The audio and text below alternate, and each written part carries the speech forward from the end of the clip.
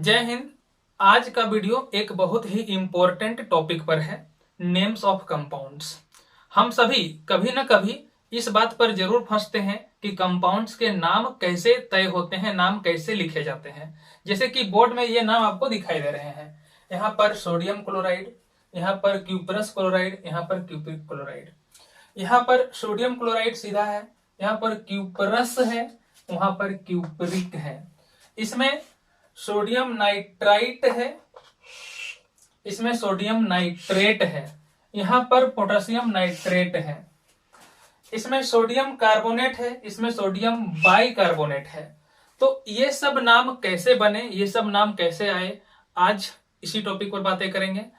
तो वीडियो को ध्यान से देखिए जिससे कि आपका सारा डाउट्स क्लियर हो जाए। तो शुरू करते हैं आज का वीडियो। सबसे पहले बात करेंगे सफिक्स आईडीई की। सफिक्स आईडीई कहने का मतलब क्या है कि जैसे सोडियम क्लोराइड NaCl, तो इसमें हमने लिखा सोडियम क्लोराइड, तो लास्ट में IDE आ रहा है। इसे हम कह रहे हैं कि IDE सफिक्स लगा हुआ है। क्या लगा हुआ है? Suffix IDE। तो इसकी बात हम लोग करेंगे कि ये कैसे आता है। तो IDE किस में लगता है? IDE लगता है मोनो एटॉमिक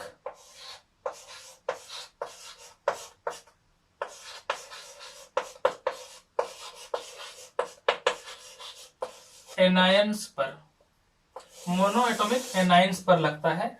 मतलब एक ही एटम के बने हुए नेगेटिव चार्ज वाले जितने भी आयंस हैं उस पर लगता है। एक ही एटम के बने हुए नेगेटिव चार्ज वाले, चार्ज कितना भी हो सकता है, एक नेगेटिव, दो नेगेटिव, तीन नेगेटिव, चार नेगेटिव, जितने भी हो उससे मतलब नहीं है। नेगेटिव होना चाहिए चार्ज कितना भी हो, लेकिन एटम एक ही होना चाहिए, तो उसमें लगता है IDE। जैसे इसी में देख लीजिए सोडियम क्लोराइड, तो सोडियम ये पॉजिटिव आयन है, Cl ये नेगेटिव आयन है, ये Na+ है, ये Cl- है, तो ये नेगेटिव आयन हो गया, तो इसके लिए लगा IDE। तो जितने भी IDE नाम लगे होते हैं उसमें जो एटम होता है वो सिंगल एटम होता है, नेगेटिव चार्ज वाला। तो इनमें कौन कौन आएंगे? इनमें आएंगे सबसे पहले हैलाइड्स, मतलब कि X-, कौन कौन? F-, Cl-, Br-, I-, इन सभी को बोलते हैं हैलाइड्स। तो उसमें IDE लगेगा। दूसरा ऑक्साइड, इसमें होता है O2-।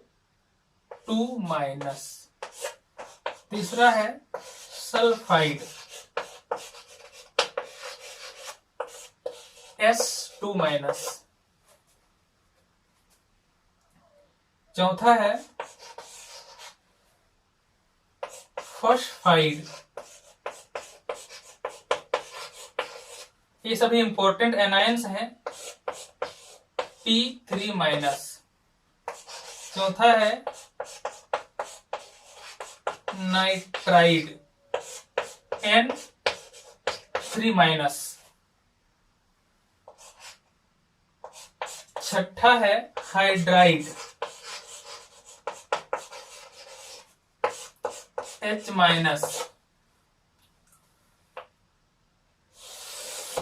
सातवां है कार्बाइड, C4-। इसमें एक एक्सेप्शन केस भी आता है, इसको हम लोग ऐसे भी लिख सकते हैं C2-। एक कार्बन होगा तो उसमें 4- लगा दीजिए, दो कार्बन होगा तो उस पर 2- लगा दीजिए, क्योंकि यहाँ पे C2 है, हो गया 4-।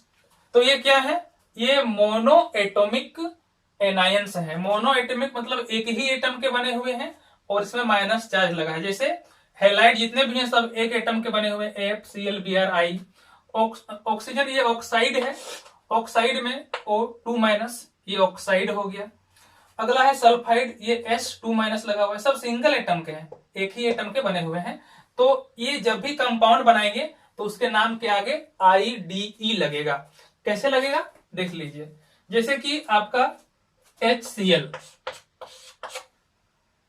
हाइड्रोजन क्लोराइड,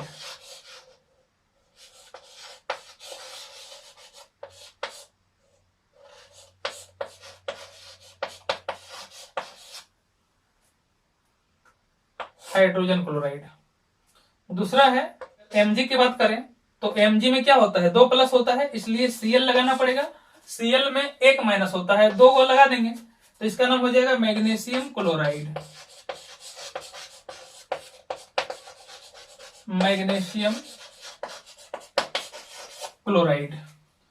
उसी प्रकार से Na3N, इसका नाम हो जाएगा सोडियम नाइट्राइड,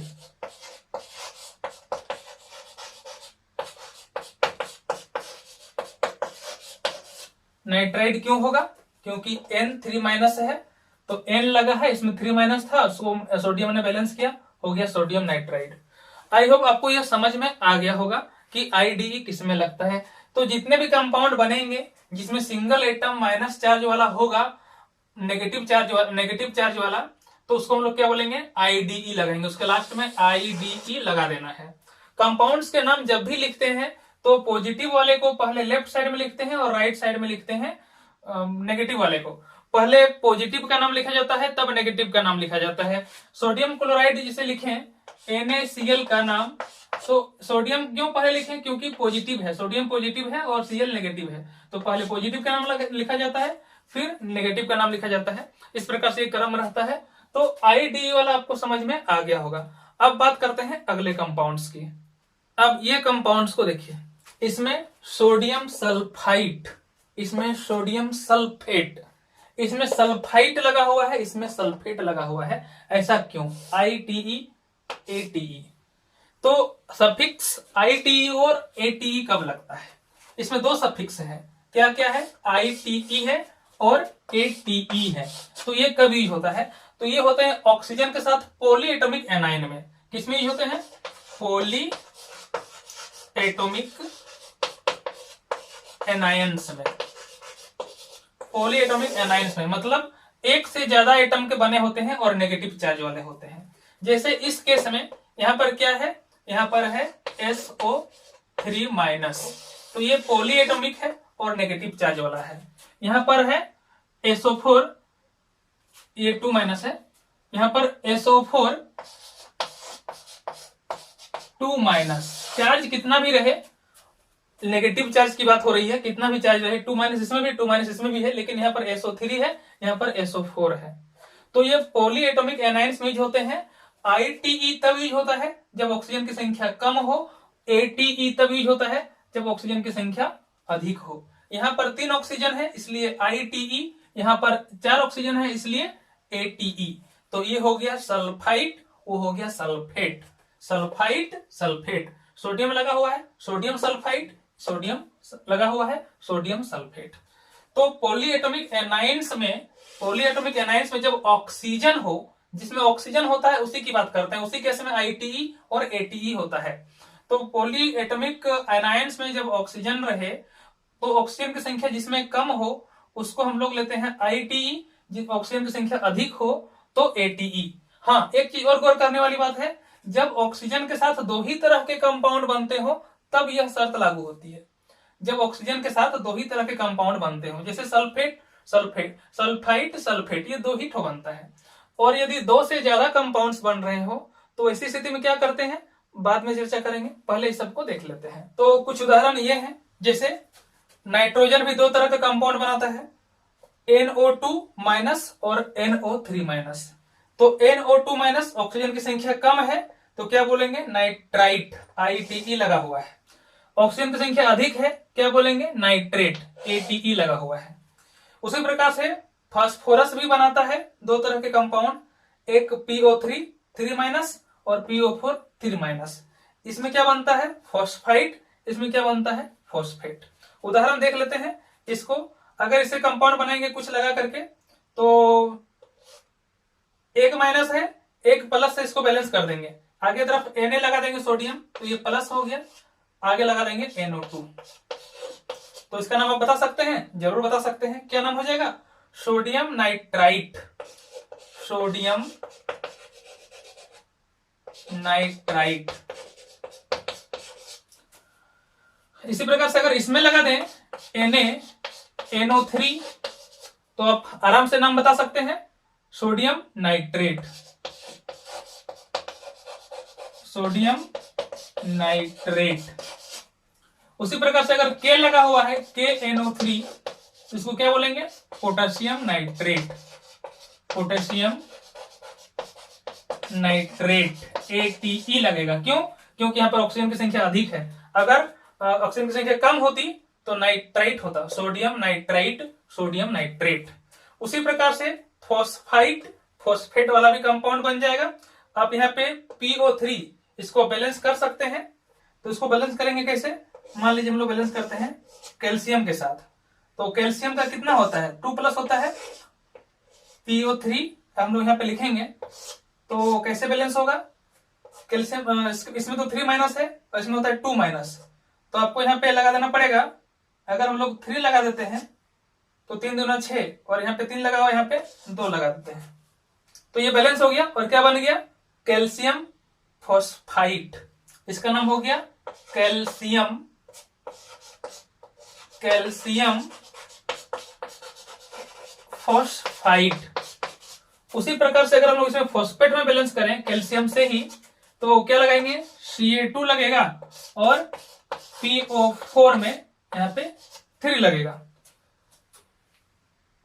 सॉरी इसमें लगेगा 2 और यहाँ पे लगेगा 3। तो क्या बनेगा? Calcium phosphate, calcium phosphate. तो इसी प्रकार से जितने भी कंपाउंड्स हैं सबके नाम में IDE कैसे लगता है, ITE कैसे लगता है और ATE कैसे लगता है। आई होप आपको समझ में आ गया होगा। अब बात करते हैं वैसे कंपाउंड्स में जिसमें ऑक्सीजन की संख्या अधिक हो। जिसे इसमें मैंने बताया था ना, इसमें 3 और 4 मतलब 2 तरह के कंपाउंड बन रहे हैं। इसमें 3 वाला 4 वाला, यहाँ भी 2 वाला और 3 वाला, यहाँ भी है 3 वाला वहां 4 वाला, मतलब 2 तरह के कंपाउंड बन रहे हैं। लेकिन कुछ कंपाउंड ऐसे भी होते हैं जो 2 से अधिक बनाते हैं, 4 ठो 5 ठो इस तरह से बनता है। तो उसके लिए नाम कैसे लिखेगा आइए देखते हैं। तो एक कंपाउंड है क्लोरीन जो कि ऑक्सीजन के साथ 2 से अधिक तरह के कंपाउंड बनाता है, 2 से अधिक तरह से कंपाउंड बनाता है या फिर एनायन बनाता है 2 से अधिक तरह के। कैसे? जैसे देखिए ClO- 1 ऑक्सीजन है, ClO2- 2 ऑक्सीजन है, ClO3- 3 ऑक्सीजन, ClO4- 4 ऑक्सीजन। अब इसमें क्या है कि पहले तो था कि 2 तरह का होता था, कम वाला को ITE और अधिक वाला को ATE लगा देते थे। अब इसमें इतना ज्यादा है, 4 तरह का है, तो इसको कैसे करेंगे? तो जो हम लोग सीखे हैं अभी 3 और 4 वाला में, कम और ज्यादा वाला में हमने क्या सीखा कि ITE लगता है और ATE लगता है, ITE और ATE। तो हम लोग क्या करेंगे कि ऊपर वाला को नीचे वाला को छोड़ देते हैं, बीच वाला को देख लेते हैं। तो जो बीच वाला दोनों है ये तो ITE और ATE लग करके हो जाएगा। क्योंकि जैसे हम लोगों ने सीखा है अभी अभी हमने सीखा था कि 2 और 3 और 4 इस तरह का था। तो यहाँ पे 2 और 3 वाला है तो हम लोग ऐसा इसका नाम लिख लेंगे। जैसे ये क्लोरीन है तो क्या हो जाएगा? इसका नाम हो जाएगा क्लोराइट, क्लोराइट, ये कम ऑक्सीजन वाला क्लोराइट, और ये हो जाएगा क्लोरेट, क्लोरेट, ये क्या हो जाएगा? क्लोरेट। अब ये तो हो गया जो जनरली चलता है, कम ऑक्सीजन अधिक ऑक्सीजन। अब इसमें तो बहुत ही कम ऑक्सीजन है, इससे भी कम इसमें है, तो इसमें क्या करेंगे? तो इसमें क्या होता है कि नाम के पहले इसमें लग जाता है हाइपो, इसके पहले हाइपो लग जाएगा, इसको हम लोग क्या बोलेंगे? Hypo chloride. और ये इसमें पर लग जाता है, पर क्लोरेट, पर क्लोरेट। तो इससे भी आप कंपाउंड बना सकते हैं, है ना। याद रखिए कि ऑक्सीजन की संख्या कम है तो ITE लगाना है, लगा देंगे, अधिक है तो ATE लगा देंगे, लग जाएगा। उससे भी अधिक है तो हम लोग पर लगा देंगे, उससे भी कम है, इससे जितना लगता है उससे अगर कम है तो हम लोग ITE हाइपो लगा देंगे तो हो जाएगा हाइपोक्लोराइड। तो इससे जो कंपाउंड बनेंगे उसका एग्जांपल देख लेते हैं। जैसे KClO, इसको क्या बोलेंगे? Potassium hypochlorite. इसका नाम क्या हो जाएगा? पोटेशियम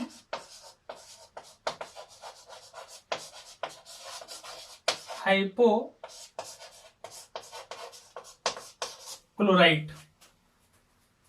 इसका नाम क्या हो जाएगा, इसको अगर हम लोग के लगा के बैलेंस करें सब में, उसी प्रकार से KClO2, KClO2, ये potassium chloride, potassium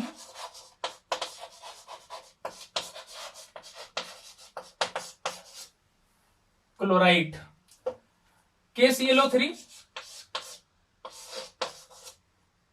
potassium chlorate,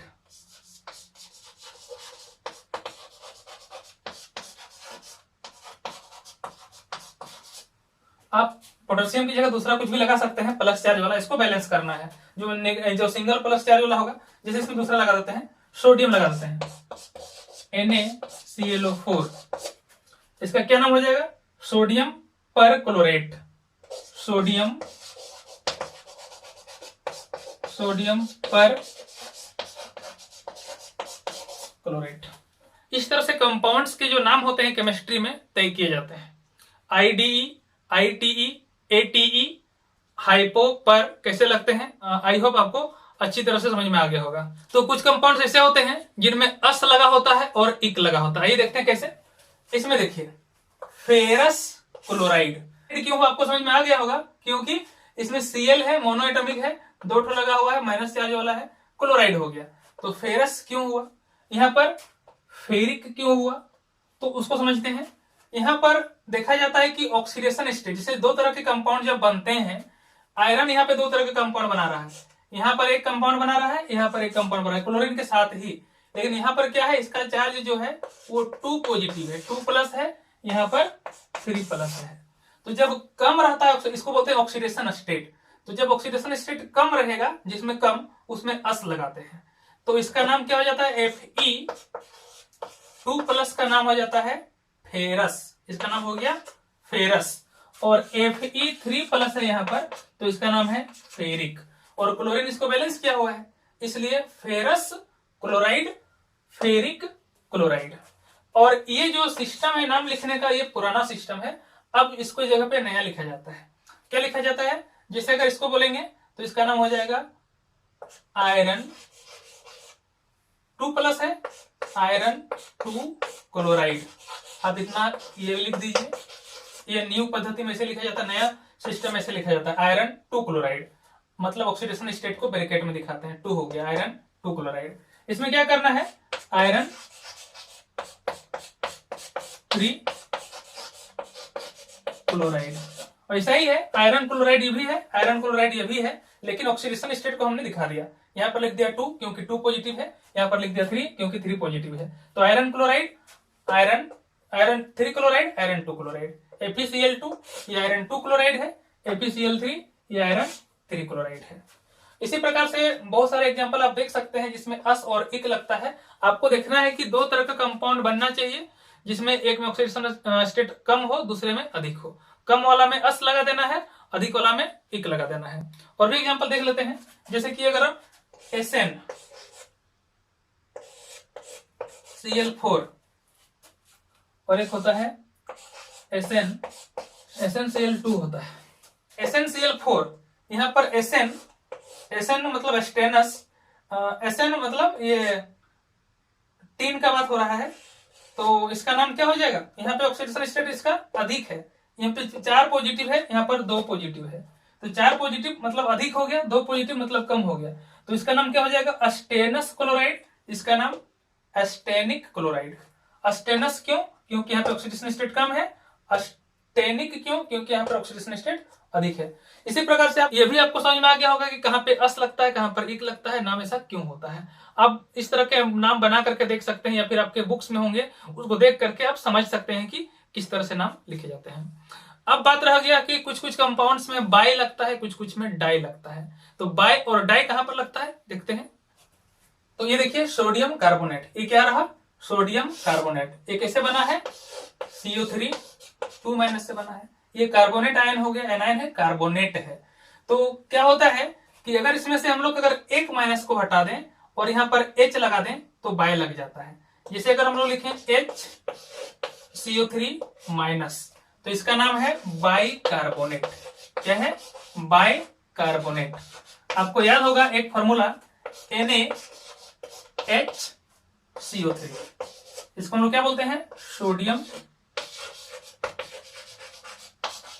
bicarbonate, sodium bicarbonate, या फिर सोडियम हाइड्रोजन कार्बोनेट भी बोलते हैं, सोडियम हाइड्रोजन कार्बोनेट भी बोलते हैं, सोडियम हाइड्रोजन कार्बोनेट। तो इसमें बाय लगता है, जनरली ये कार्बन के साथ ही होता है, CO3 में ही होता है। एक माइनस को हटा करके अगर हम लोग H लगा देते हैं तो उसको हम लोग बाय लगा देते हैं, बाय कार्बोनेट बोलते हैं। ये कार्बोनेट है, ये बाय कार्बोनेट, ये कार्बोनेट आयन के साथ ही, इसको आप इसे याद रख लीजिए, जनरली इसी के साथ होता है, किसी दूसरे के साथ आपको बाय लगाना नहीं पड़ेगा।